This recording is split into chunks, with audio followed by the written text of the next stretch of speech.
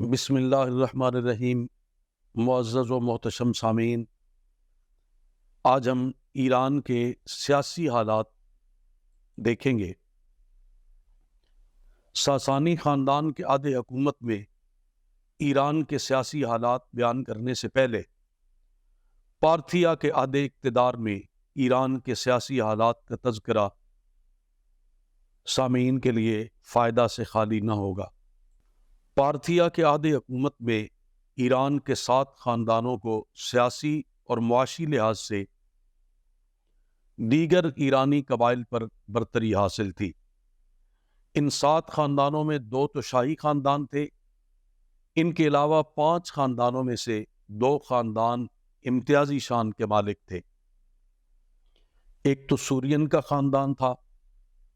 اس خاندان کو بادشاہ کو تاج پہنانے کا موروثی حق حاصل تھا، اور دوسرا کارین کا خاندان تھا۔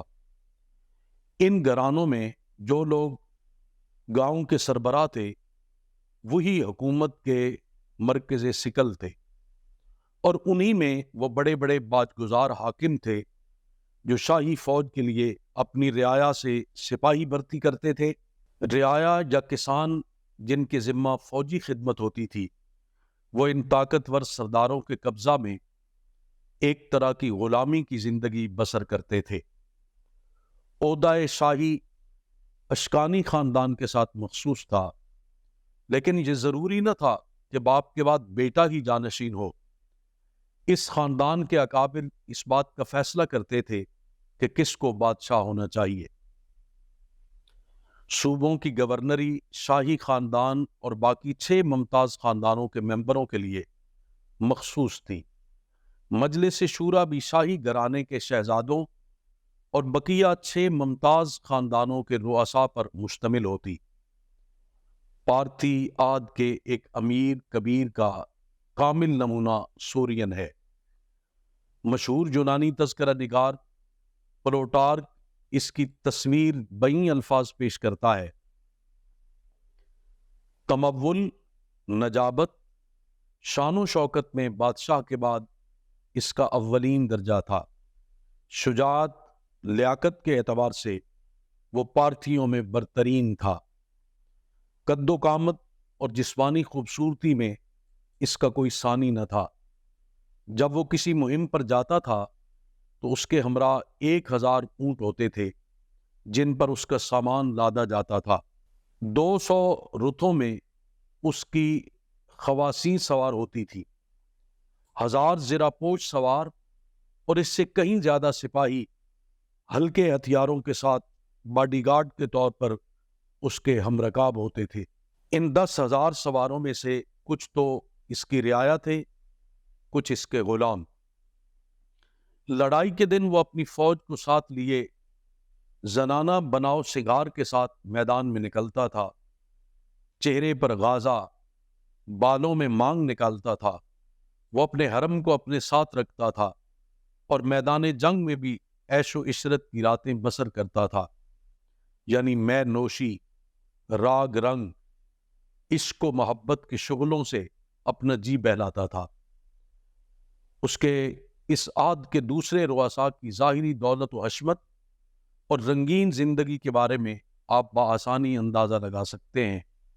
جب امراء کی یہ حالت تھی تو بادشاہ کی پرتکلف اور پرتعیش زندگی کا کیا عالم ہوگا۔ ان کے ہاں بادشاہ کے اختیارات کسی قانون کے ماتحت نہ تھے۔ وہ کامل خود مختاری کے ساتھ حکومت کرتا تھا۔ بادشاہ سب سے زیادہ اپنے خاندان کے افراد سے خائف رہتا تھا، کیونکہ کوئی امیر جب تک اسے اشکانی خاندان کے کسی شہزادی کی سرپرستی حاصل نہ ہو، وہ بادشاہ کے خلاف علم بغاوت بلند نہیں کر سکتا تھا۔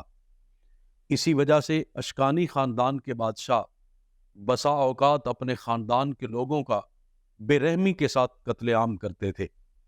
بادشاہ بالعموم لوگوں کے لیے ناقابل رسائی ہوتا تھا۔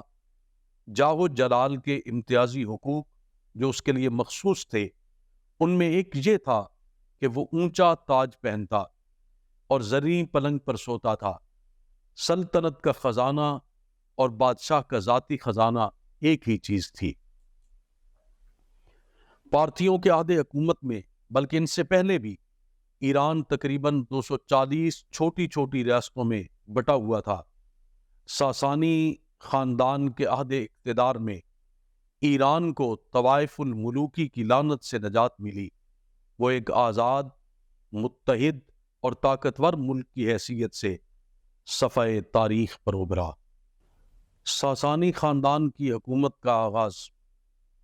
ساسانی خاندان کے برسر اقتدار آنے کو ایسی روایات سے وابستہ کر دیا گیا ہے جن سے ایرانی باشندوں کے ذہن میں یہ بات راسخ ہو گئی ہے کہ ساسانیوں کو حکومت اللہ تعالیٰ کی طرف سے دی گئی ہے، اس میں کسی انسانی طاقت کا کوئی دخل نہیں۔ تقریباً ساسان کے ہر بادشاہ نے اپنی رعایا کے لوح قلم پر اس امر کو ثبت کرنے کی کوشش کی ہے کہ اس کے سر پر جو تاج شاہی ہے براہ راست خداوند عالم نے اسے یہ پہنایا ہے۔ گویا ایسے بادشاہ کے خلاف علم بغاوت بلند کرنے کا خیال بھی اس خدا سے براہ راست برسر پیکار ہونے کے مترادف ہے جس نے اس بادشاہ کو اورنگ شاہی اور تاج سلطانی ارزانی فرمایا ہے۔ لوگوں کو جو قلبی عقیدت اللہ تعالیٰ کے ساتھ تھی، ان روایات و حکایات کی بنا پر وہی عقیدت ان کو اپنے بادشاہ کے ساتھ بھی ہوتی تھی۔ ہم اپنے سامعین کے سامنے وہ حکایت بیان کرتے ہیں جو مورخین نے ساسانی خاندان کے برسر اقتدار آنے کے بارے میں بیان کی ہے۔ پاپک نامی ایک شخص فارس کی ریاست کا حکمران تھا اور استخر میں قیام پذیر تھا۔ اس کا کوئی لڑکا نہ تھا۔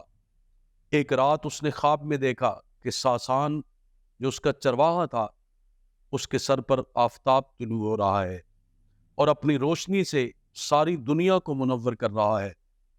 دوسری رات اس نے پھر خواب دیکھا کہ ساسان سفید ہاتھی پر سوار ہے اور لوگ اس کی خدمت میں نذرانہ عقیدت پیش کر رہے ہیں۔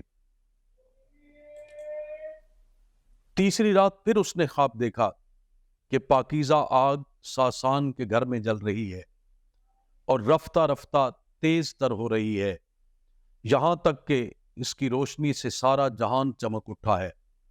ان خوابوں سے پاپک حیرت زدہ ہو گیا اور اپنے دانشور درباریوں کو طلب کر کے انہیں اپنے خواب سنائے۔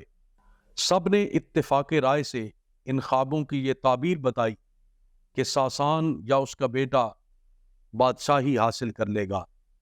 یہ سننے کے بعد پاپک نے ساسان کو بلایا۔ ساسان نے اس کو اپنی خاندانی عظمت کے بارے میں آگاہ کیا۔ چنانچہ بادشاہ نے اس کو خلعت شاہی پہنائی اور اپنی لڑکی کے ساتھ اس کی شادی کر دی جس کے بطن سے اردشیر پیدا ہوا۔ اس سلسلہ میں ایک دلچسپ کہانی یہ بیان کی جاتی ہے کہ اردوان جو ایران کی 240 ریاستوں کا حکمران اعلیٰ تھا اور جس کا دارالسلطنت رے کے مقام پر تھا، اردشیر جب جوان ہو گیا تو وہ اردوان کے دربار کو چھوڑ کر پارس کی طرف بھاگ گیا اور اپنے ساتھ اردوان کی دانا اور خوبصورت دوشیزہ کو بھی لے گیا جو اردوان کی مشیر خاص تھی، لیکن اس نے اردشیر کے عشق میں مبتلا ہونے کے باعث اپنے ولی نعمت اور ایران کے حکمران اعلیٰ اردوان کو چھوڑ کر اردشیر کی معیت میں بھاگ جانے کا فیصلہ کیا۔ بادشاہ کو معلوم ہوا تو وہ غصہ سے بے قابو ہو کر ان بگوڑوں کے تعاقب میں نکلا اور ایک گاؤں میں پہنچ کر لوگوں سے دریافت کیا کہ کیا انہوں نے اس قسم کا کوئی جوڑا دیکھا ہے۔ انہوں نے بتایا کہ اس جوڑے کو ہوا کی تیزی کے ساتھ گھوڑا دوڑاتے ہوئے دیکھا ہے اور ایک بڑا دمبا ان کے پیچھے پیچھے دوڑتا جا رہا تھا۔ دوسرے روز اردوان کا گزر ایک کاروان کے پاس سے ہوا جنہوں نے بتایا کہ مینڈا ایک گھڑ سوار کے پیچھے بیٹھا ہوا تھا۔ اس کو یقین ہو گیا کہ یہ شاہی شان و شوکت کی علامت ہے، چنانچہ اس نے ان کی تلاش ترک کر دی۔ یہ اگرچہ افسانے ہیں لیکن ان سے یہ پتہ چلتا ہے کہ ساسانیوں نے اپنی بادشاہی کو کس طرح خدائی اختیارات سے منسوب کیا۔ ان کی وفادار رعایا صدہا سال تک ان افسانوں کو حقیقت یقین کرتی رہی۔ اور ان کا یہ اعتقاد تھا کہ کوئی غاصب جس کی رگوں میں مقدس شاہی خون نہ دوڑ رہا ہو، وہ ساسانی بادشاہوں کے مقابلے میں اگر علم بغاوت بلند کرے گا تو کبھی کامیاب نہ ہوگا۔